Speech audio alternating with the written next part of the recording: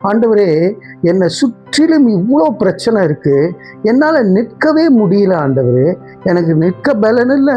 ரெண்டாவது, நான் என்ன செய்யணும்னு எனக்கு தெரியல. எனக்கு நீங்க கற்றுத்தாங்க. என் கண்ணு உம்மை நோக்கி பார்க்கிறது. அவரை நோக்கி பார்த்தவர்கள் வெட்கமடையவில்லை என்று வேதம் சொல்லுகிறது. பிரியமானவர்களே, 2 நாளாகமும் 20வது அதிகாரம் 12வது வசனத்திலே, எங்கள் தேவனே, அவர்களை நீர் நியாயம் தீர்க்க மாட்டீரோ? எங்களுக்கு விரோதமாக வந்த இந்த ஏராளமான கூட்டத்திற்கு முன்பாக நிற்க எங்களுக்கு பலன் இல்லை. நாங்கள் செய்ய வேண்டியது இன்னதென்று எங்களுக்கு தெரியவில்லை. ஆகையால் எங்கள் கண்கள் உம்மையே நோக்கி கொண்டிருக்கிறது என்றான். யோசேப்பாத்தோட ஜெபம். அங்கே பார்க்கும்பொழுது அவங்க சுற்றிலும் சத்துருக்கள், அவங்க சுற்றிலும் எதிரிகள் வந்து நிற்கிறாங்க. அப்போ அவர் இந்த ஜெபத்தை செய்கிறாரு. எங்கள் தேவனே, அவர்களை நீங்க நியாயம் தீர்க்க மாட்டீரா கர்த்தாவே? அவங்க ஏராளமான பேர் இருக்கிறாங்க, எங்களுக்கு நிற்க பலன் இல்லை. அவங்க ஒத்துக்கொள்ளுகிற சூழ்நிலையை பாருங்களேன். அவங்களுக்கு முன்பாக நிற்க எங்களுக்கு பலன் இல்லை. நாங்கள் என்ன செய்ய வேண்டும் என்று தெரியவில்லை. பலனில்லை, தெரியவில்லை. ஆகவே உண்மையே நோக்கி எங்கள் கண்கள் பார்க்கின்றது. நீங்கள் எங்களுக்கு பலனை கொடுப்பீங்க, எங்களுக்கு வழியை சொல்லி தருவீங்க, அப்படி என்று ஒரு அழகான ஜெபத்தை இங்கே சொல்லுகிறார். இன்றைக்கு நம்முடைய வாழ்க்கையிலும் கூட இப்படி ஒரு கூட்டம் நம்மை சுற்றிலும் செயல்பட்டு கொண்டு தான் இருக்கும். அது வந்து சொந்தக்காரங்களாக இருப்பாங்க, வேலை இடத்துல இருக்கிறவங்களா இருப்பாங்க, இல்லை யாரோ ஒருத்தவங்க இல்லை இந்த சரீர பலவீனங்களாக இருக்கும். ஆண்டவரே, என்னை சுற்றிலும் இவ்வளோ பிரச்சனை இருக்குது, என்னால் நிற்கவே முடியல ஆண்டவரே. எனக்கு நிற்க பலன் இல்லை.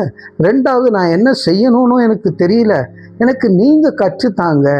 என் கண்ணு உம்மை நோக்கி பார்க்கிறது. அவரை நோக்கி பார்த்தவர்கள் வெட்கமடையவில்லை என்று வேதம் சொல்லுகிறது. அவர்கள் நோக்கி பார்த்தவர்கள் பிரகாசம் அடைந்தார்கள் என்று சொல்லி. பிரியமானவர்களே, அவரை நோக்கி பார்க்க நாம் அழைக்கப்பட்டிருக்கின்றோம்.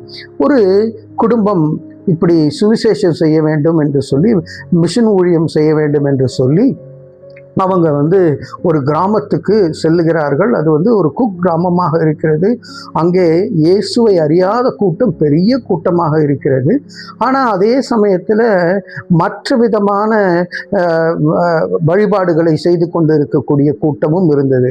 இவங்க போனதுமே அவங்கெல்லாம் அந்த மற்ற வழிபாடுகள்லாம் செய்தாங்க பாருங்க. அவங்கெல்லாம் இவங்க மேலே ஒரு கோபம் வந்துடுச்சு. இவங்க வந்து மதம் மாற்றக்கூடிய வரக்கூடிய ஒரு கூட்டம் அப்படின்று இவங்க அந்த கிராமத்தின் ஓரத்தில் ஒரு குடிசையை அமைத்து கொண்டு அங்கே ஜெபித்து அங்கே இவர்கள் வந்து கர்த்தருக்காக ஊழியம் செய்து கொண்டிருந்தார்கள். அப்போது நைட்டெல்லாம் வந்து இவங்களை சுற்றிலும் எப்படியாவது இவங்களை அழிச்சிடணும்னு சொல்லி அவங்க கங்கணம் தீட்டி கொண்டு வருகிறதை பார்க்க முடிகிறது. இவங்க செய்கிறதெல்லாம் ஜெபித்து கொண்டே இருப்பாங்களாம். ஒரு நாள் அப்படி ஜெபித்து கொண்டு இருக்கும்போது நாய்கள் குறைக்கிற சத்தம் கேட்டலாம். என்னடா இது? மெதுவாக கதவை திறந்து பார்த்தா அங்கே எதிரிகள் பட்டயத்தோடு எல்லாம் வந்து இருக்கிறாங்க. இவங்களை இன்னைக்கு ஒன்று வெட்டி தீர்த்திடணும், இல்லைன்னா கொளுத்தி தீர்த்திடணும் என்று சொல்லி சற்று நேரம் பார்த்து இவங்க என்ன செஞ்சாங்க, ஆண்டவரே, நாங்கள் வாழ்ந்தால் உமக்காக வாழ்கிறோம், இல்லைன்னா மடிந்து போகிறோம்னு சொல்லிட்டு இருக்கும் பொழுது திடீரென்று நாய்கள் கத்துற சத்தம் ஏராளமாக கேட்டதாம். அதோட ஒன்றும் சத்தமே கேட்காம அமைதியாக மாறிவிட்டதாம் சூழ்நிலை. அதுக்கப்புறம் கதவை திறந்து பார்த்தா இந்த நாய்கள் கூட்டம் எல்லாம் அந்த எதிரிகளுக்கு எதிராக போய் அவர்களை கடித்து பிராண்டி எல்லாம் ஓடி போகக்கூடிய அளவுக்கு அவர்கள் செய்தார்களாம். பிரியமானவர்களே, தேவன் யாரை கொண்டு எதிரிகளை அழிக்க வேண்டும் என்பது நாம் நியாயம் தீர்க்க வேண்டாம். அவர் நியாயம் தீர்ப்பார். கழுதைகளை கொண்டு பேசுவார், நாய்களை கொண்டு துரத்துவார். இன்றைக்கு உங்களுக்கு எதிராக இருக்கின்ற சூழ்நிலை எப்படியாக இருந்தாலும் ஆண்டவர் அதை நியாயம் தீர்ப்பார். பலனில்லை என்று சொல்ல வேண்டாம், பலன் தருவார்.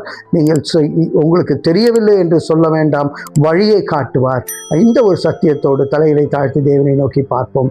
அன்பின் பரலோக பிதாவே, எங்களை சுற்றிலும் ஆண்டவரே சத்துருக்கள் நிறைந்த காலகட்டத்தில் நீர் எங்களுக்கு பலனாய் வழியாய் இருந்து வழி நடத்தும்படியாக இயேசுவின் பாதம் பணிந்து வேண்டிக் கொள்ளுகிறோம்.